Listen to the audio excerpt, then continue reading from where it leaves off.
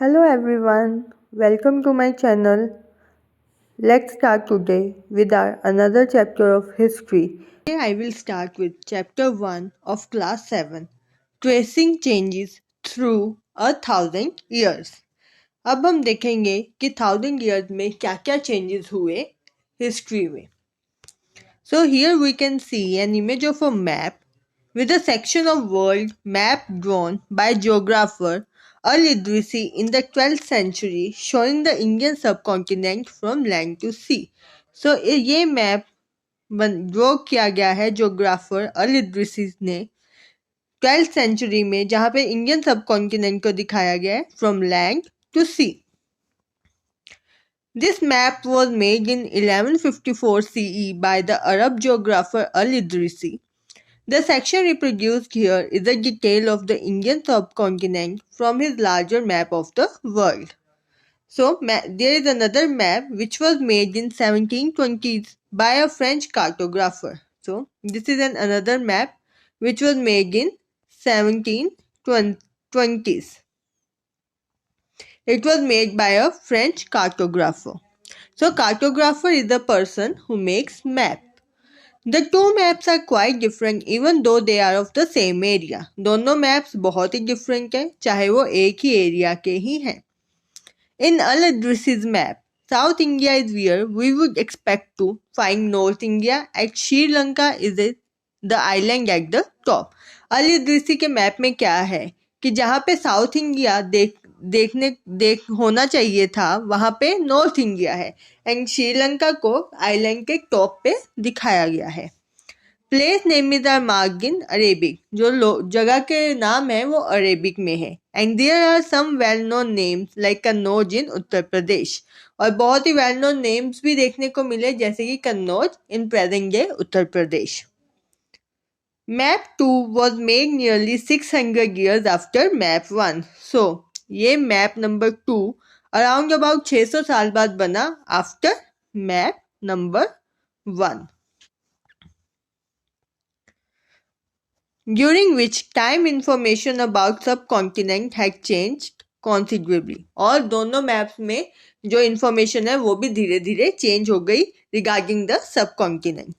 This map seems more familiar to us and coastal areas in particular are surprisingly detailed.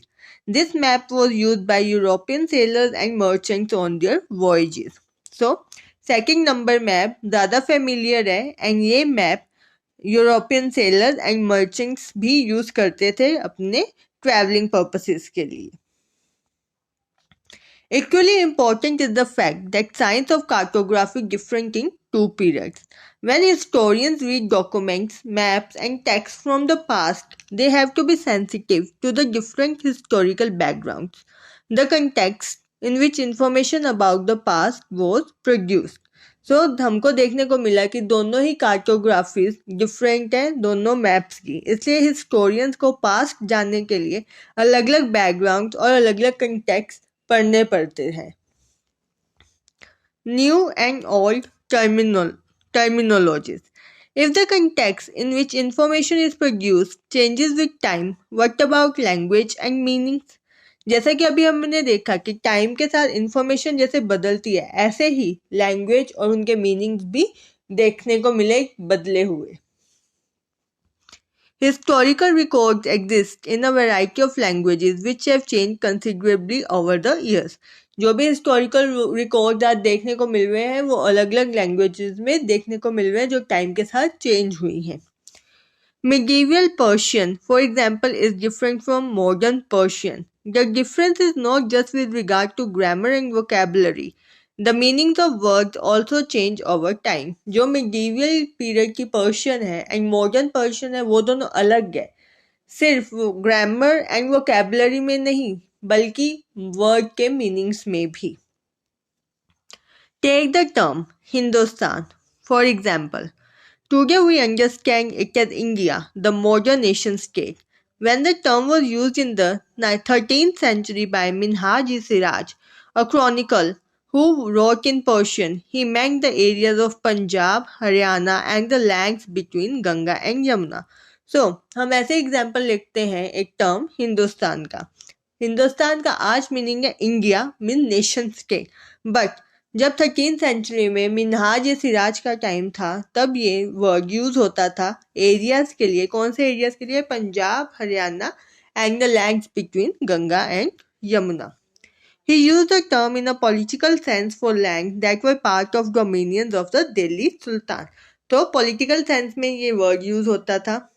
The areas included in this term shifted with extent of sultanate, but the term never included South India.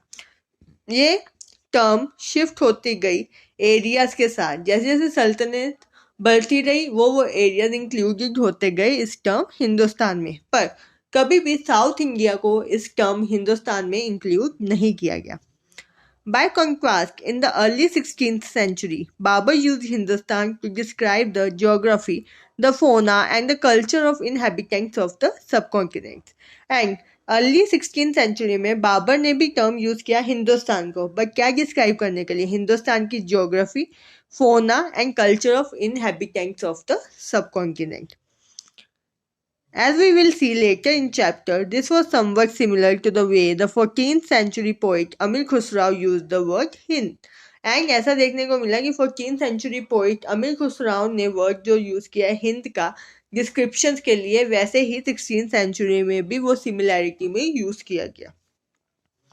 While the idea of a geographical and cultural entity like India did exist, the term Hindustan did not carry the political and national meaning which we associate with it today. India word idea था, India word से geographical and cultural entity के ideas को link किया गया था, पर हिंदुस्तान का जो टर्म है वो आज के जैसे पॉलिटिकल एंड नेशनल मीनिंग्स के साथ नहीं यूज किया जाता था अर्लियर टाइम में।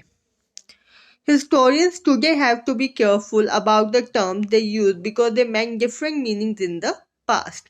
Historians को बहुत carefully टर्म्स को यूज करना पड़ता है क्योंकि जिन टर्म्स का आज मीनिंग कुछ है, पास्ट में उन टर्म्स का मीनिंग बिल्कुल ही डिफरेंट था। Take for example a simple term like foreigner. It is used today to mean someone who is not an Indian. In the medieval period, a foreigner was any stranger who appeared, say in a given village, someone who was not a part of that society or culture. तो अभी हम एक term का example लेते हैं। एक term is foreigner. Foreigner means who is not residing in India, जो out of India से आता है, जो आउट ऑफ इंडिया रहते हैं।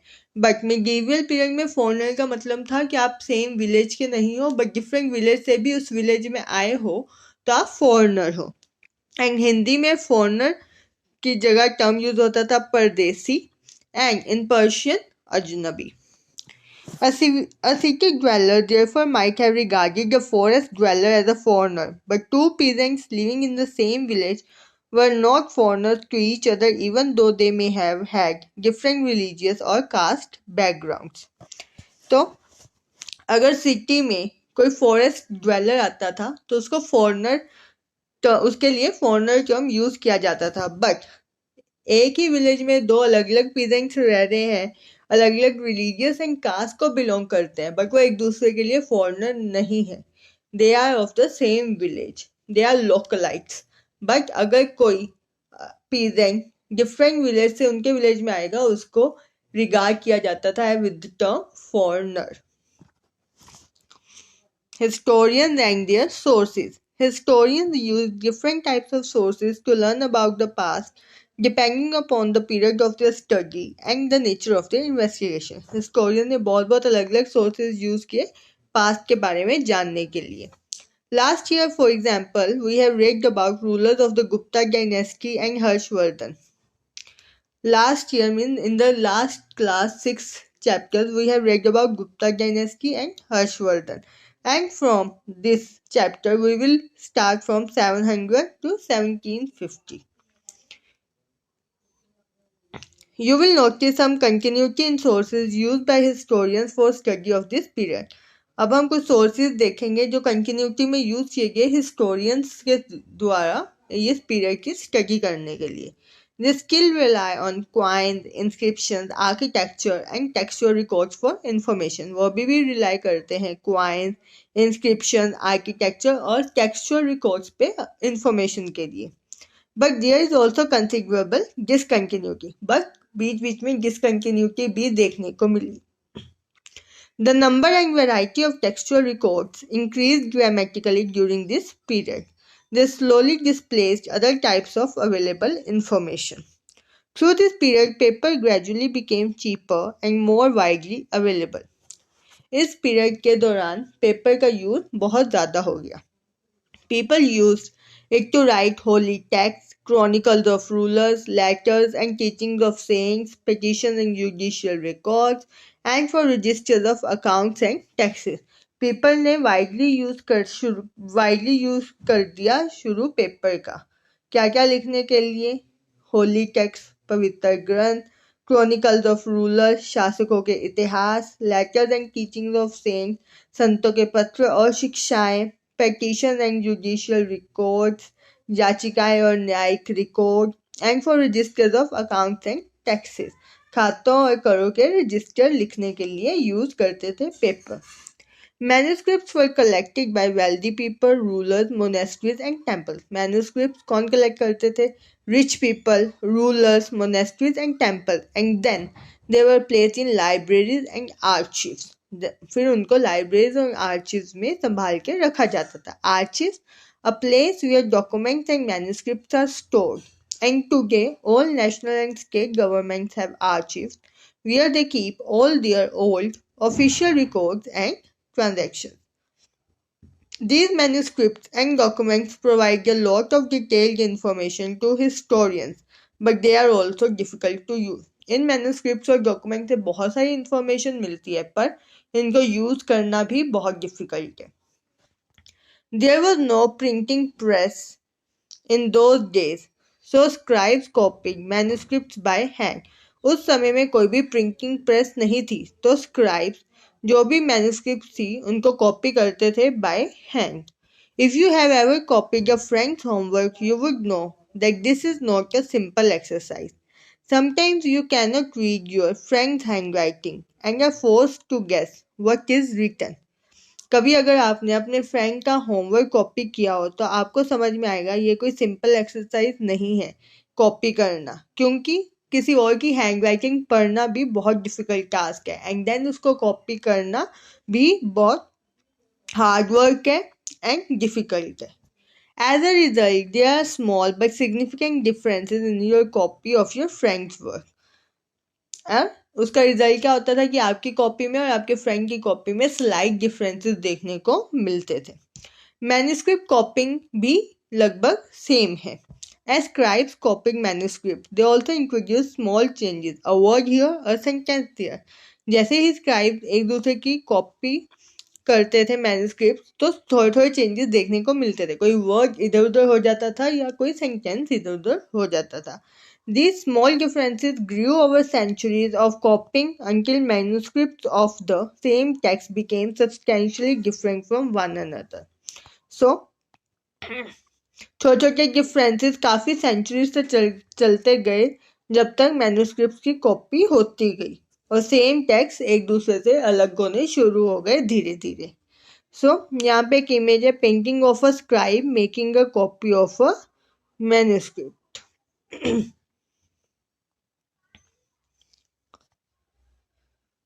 अब यहाँ पे हम देख सकते हैं different kind of hand writing in both the images 1 and 2. ये है पर्शियन एंड ये है Arabic. This is a serious problem because we rarely find the original manuscript of the author today. And ये बहुत ही बड़ी प्रॉब्लम, सीरियस प्रॉब्लम बन गई क्योंकि ओरिजिनल मैन्युस्क्रिप्ट ढूंढना भी मुश्किल हो गया. We are totally dependent upon the copies made by later scribes. As a result, historians have to read different manuscript versions of the same text to guess what the author had originally written. So, सब लोग इन copies पे depend हो गए and historians के लिए बहुत difficult हो गया ओरिजिनल डॉक्यूमेंट को पढ़ना. सो वो डिफरेंट स्क्राइब्स की कॉपीज पढ़ने लगे regarding the same text and then जानने की कोशिश शुरू की कि ओरिजिनली ऑथर ने अपने डॉक्यूमेंट में क्या लिखा था. On occasion, authors revise their chronicles at different times. थोड़े थोड़े समय में ओकेजनली ऑथर्स ने अपने क्रॉनिकल्स को रिवाइज करना भी शुरू कर दिया, चेंज करना शुरू कर दिया, कुछ अपडेट्स करने शुरू कर दिए. The 14th century chronicler Ziauddin Barani wrote his chronicle first in 1356 and another version 2 years later. और ऐसा ही 14th century के क्रॉनिकलर जियाउद्दीन बरानी ने अपना पहला क्रॉनिकल लिखा 1356 में एंड उसका सेकंड वर्जन लिखा 2 years later. The two differ from each other, but historians did not know about the existence of the first version until 1960s. It remained lost in large library collection. दोनों versions, दोनों Chronicle एक दूसरे से अलग थे, but historians को first का पता ही नहीं था अप टू 1960s, क्योंकि जो फर्स्ट था वो लॉस्ट था large library collection. New social and political groups. The study of the 1,000 years between 700 and 1750 is a huge challenge to historians, largely because of the scale and variety of developments that occurred over the period. So, ये जो 1,000 सालों की study है 700 to 1750 एक बहुत बड़ा challenge था historians के लिए, क्योंकि इस टाइम में बहुत अलग अलग डेवलपमेंट देखने को मिली. At different moments in this period, new technologies made their appearance. अलग-अलग टाइम पीरियड में अलग-अलग टेक्नोलॉजीज ने अपना अपीयरेंस दिया, डेवलपमेंट हुआ. Like Persian wheel in irrigation. Persian wheel का यूज स्टार्ट हुआ इरिगेशन प्रोसेस में. And here we have an image of Persian wheel. This is an image of Persian wheel which was used in the process of irrigation. उसके बाद start हुआ spinning wheel in weaving, firearms in combat. उसके अलावा new food and beverages arrived in the subcontinent. नए food and beverages देखने को मिले such as potatoes, corn, chillies, tea and coffee. Remember that all these innovations, new technologies and crops came along with people who brought other ideas with them as well. याद रखना कि जो ये innovation हुई, नई टेक्नोलॉजीज आई, नई crops आई, ये लोगों के साथ आई. लोगों के साथ क्यों? क्योंकि लोगों के ही आइडियाज थे जो ये सब चीजें लेके आए. एंड एज अ रिजल्ट क्या देखने को मिला? This was the period of economic, political, social and cultural changes.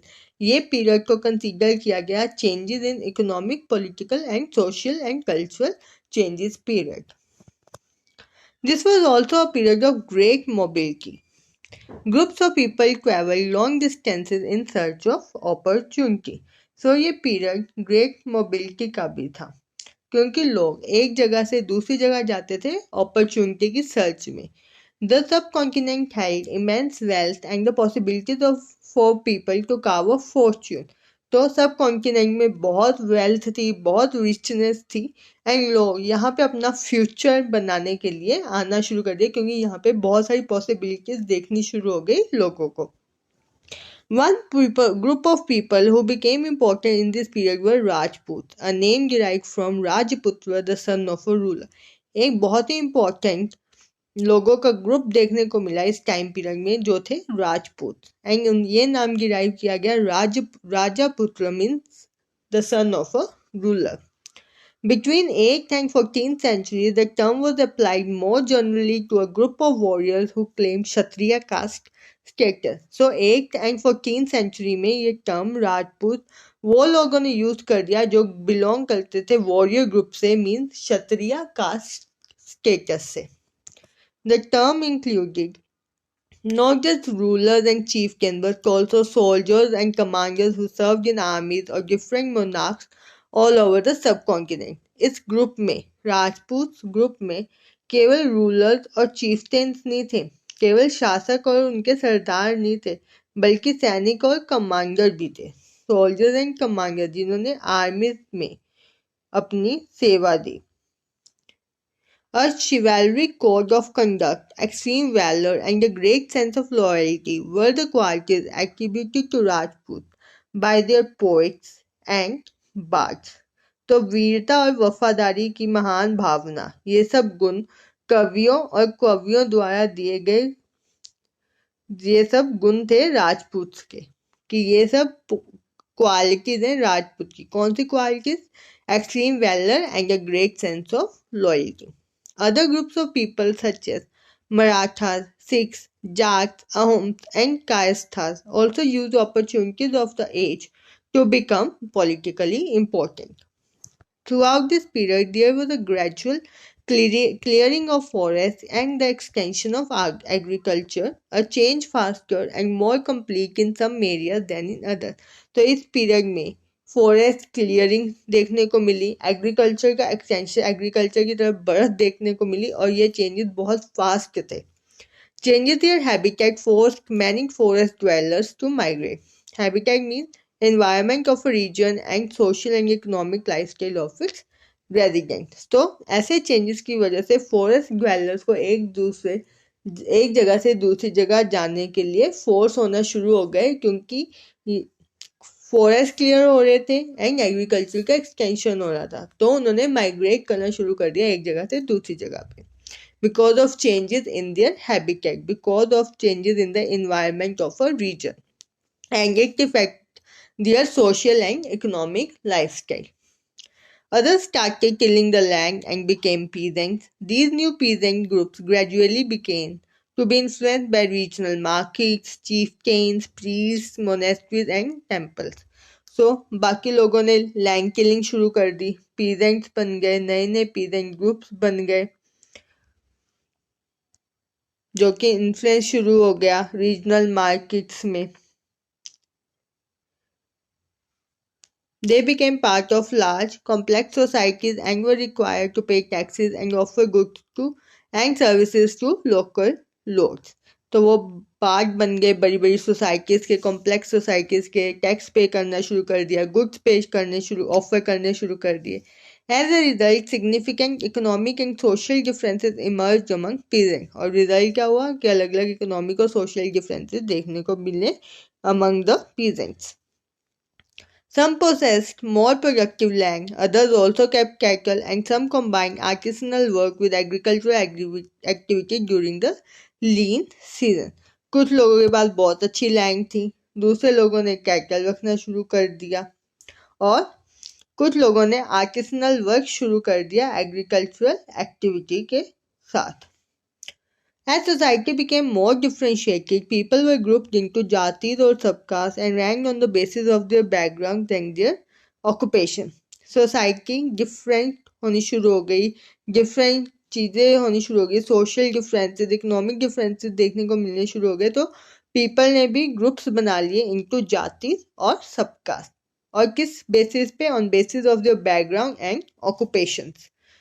Ranks were not fixed permanently and varied according to power, influence, and resources controlled by members of the jati. Ranks permanently fixed नहीं थे, पर वो very होते थे, change होते रहते थे according to power, influence, and resources.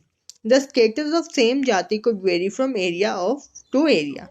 एक ही जाति का स्टेटस वो चेंज होता था एक एरिया से दूसरे एरिया में. Jatis framed their own rules and regulations to manage the conduct of their members. Jatis ने अपने rules and regulations बना लिए. These regulations were enforced by an assembly of elders described in some areas as the Jati Panchayat. तो ये rules and regulations कौन enforce करते थे? बड़े लोगों की, elders की एक assembly थी, वो करते थे and उनको कुछ areas में नाम दिया गया जाति panchayat. But jatis were also required to follow the rules of their villages. पर जाति को उनके villages के rules भी follow करने थे. Requirement थी ये भी साथ में.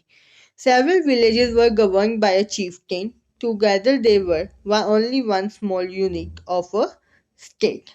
तो कुछ villages को govern करते थे chieftain और together वो लोग थे एक small unit of a state. Next, region and empire.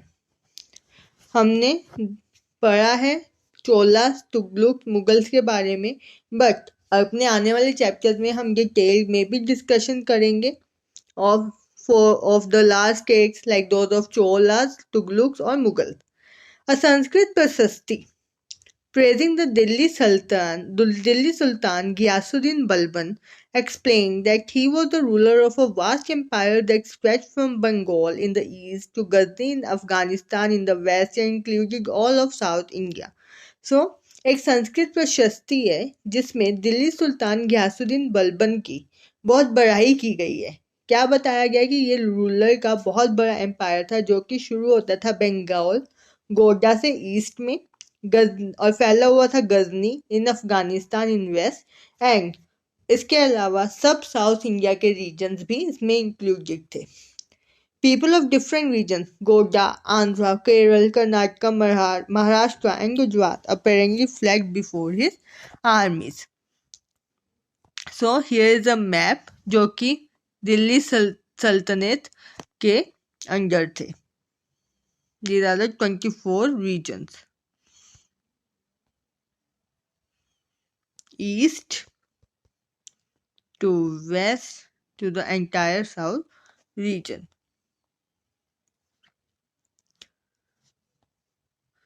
Historians regard these as exaggerated claims of conquest. At the same time, they try to understand why rulers kept claiming to have control over different parts of the subcontinent. Now, language and region. In 1318, the poet Amir Khusrau noted that there was a different language in every region of this land. 1318 में एक poet थे अमीर खुसराव, उन्होंने क्या देखा है कि हर reason में अलग अलग लैंग्वेज यूज होती है, जैसे कि सिंधी, लाहौरी, कश्मीरी, द्वारा समुद्री, तेलंगानी, Gujari, Mabari, Gori, Awadhi and Hindavi. Amir Khusrau went on to explain that in contrast to these languages, there was Sanskrit which did not belong to any region. इसके अलावा उन्होंने देखा इन लैंग्वेजेस के अलावा भी एक लैंग्वेज देखने को मिली, वो थी संस्कृत, जो इन किसी भी रीजन से बिलोंग नहीं करती थी. It was an old language and common people do not know it, only the Brahmins do. ये बहुत पुरानी लैंग्वेज है और ऑर्डिनरी लोग नहीं जानते हैं, कॉमन लोगों को इस लैंग्वेज की नॉलेज नहीं है, इस लैंग्वेज की नॉलेज सिर्फ और सिर्फ ब्राह्मण्स को है. By 700, many regions already possessed distinct geographical dimensions and their own language and cultural characteristics.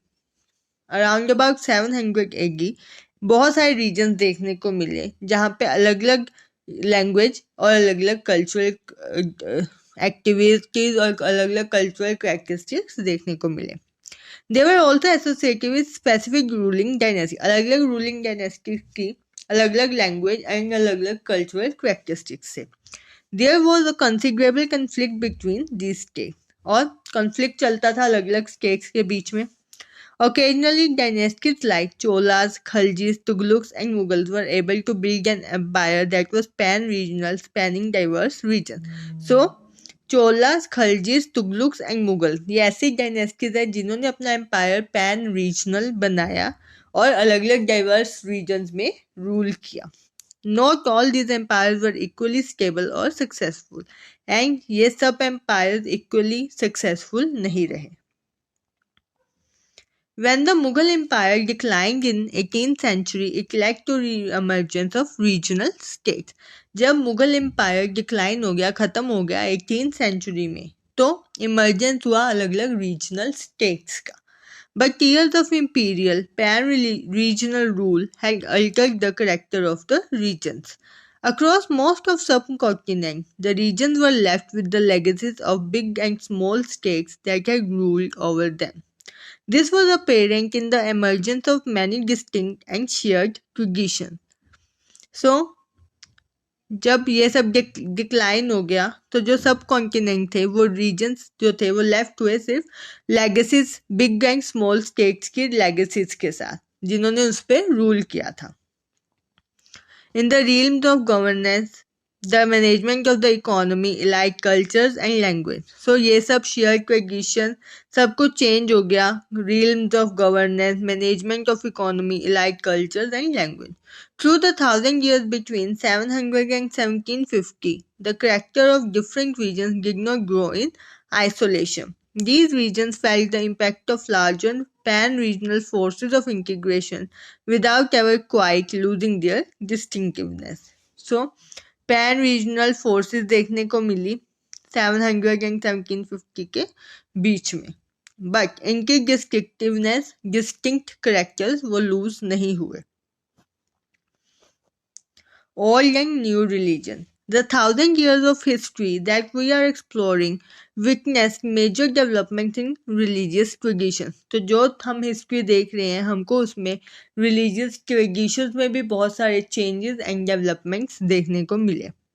People's belief in the divine was sometimes deeply personal, but more usually it was collective.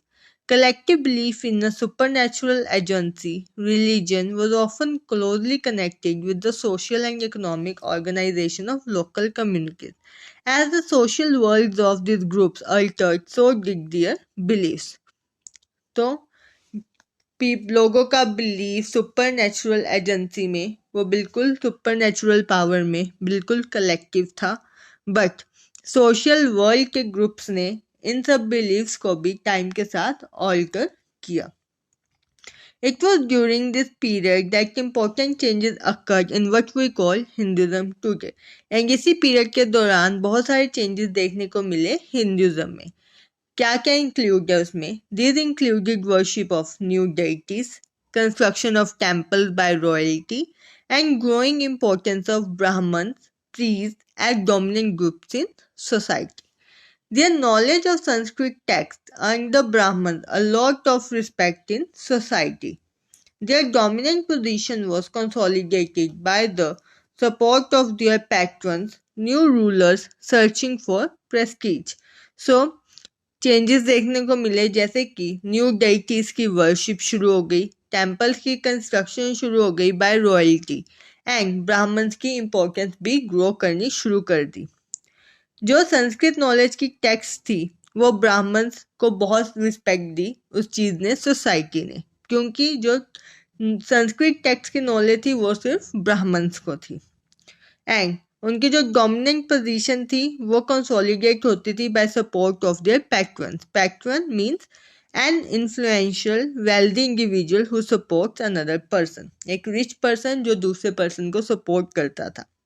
One of major developments of this period was emergence of idea of bhakti. So सबसे बड़ा development इस period में देखने को मिला idea of भक्ति।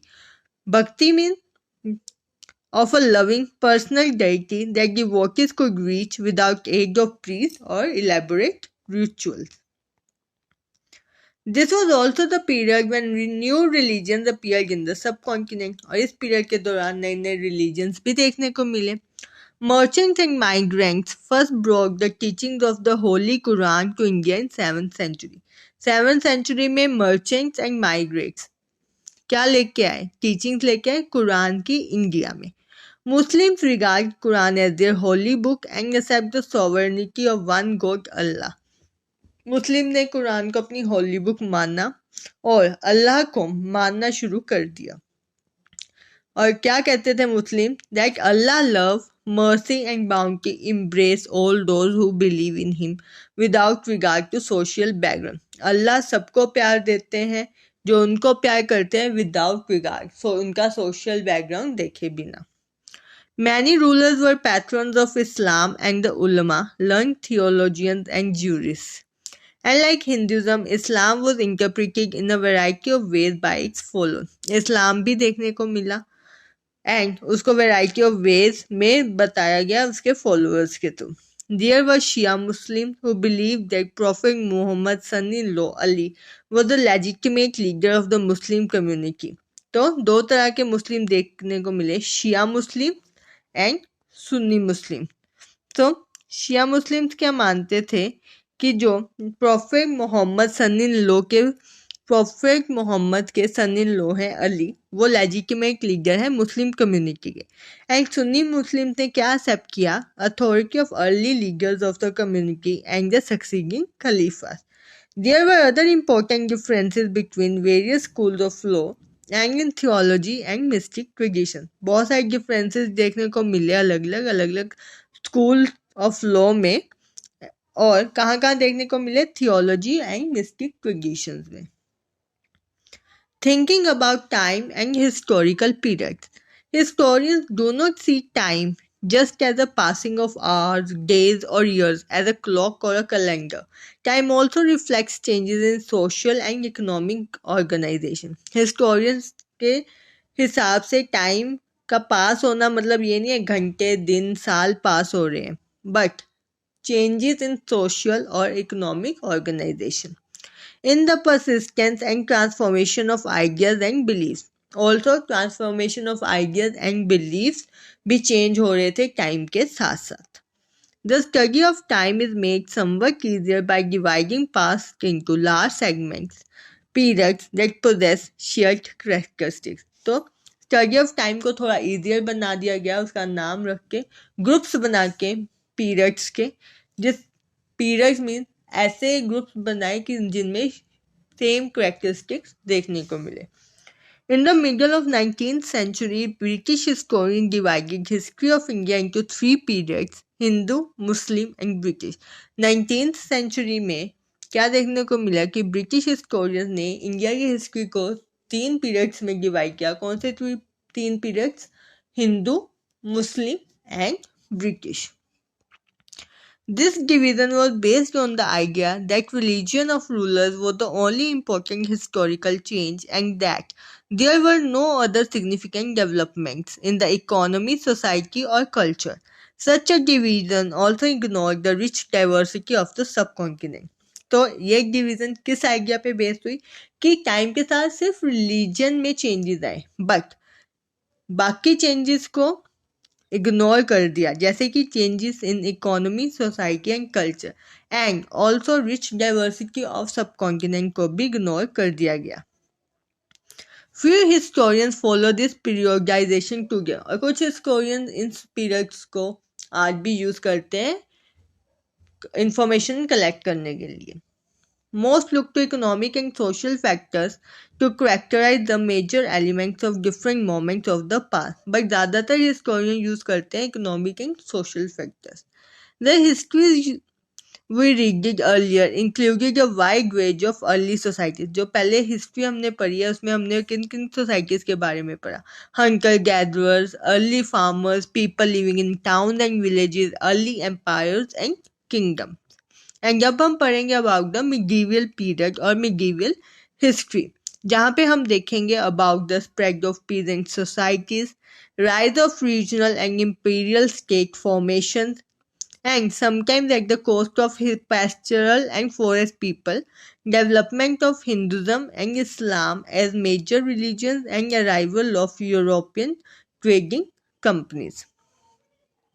These 1,000 years of Indian history witnessed considerable change. बहुत different changes देखने को मिले हमको Indian history में. After all, 16th and 18th centuries were quite different from 8th or 11th. 16th and 18th centuries बहुत different थी 8th and 11th centuries से. Therefore, describing the entire period as one historical unit is not without its problem. Moreover, the medieval period is often contrasted with the modern period. Entire period history का describe करना उसकी problems के बिना पूरा नहीं हो सकता है, एंड जो medieval period है उसको modern period के contrast में ही describe किया जाता है.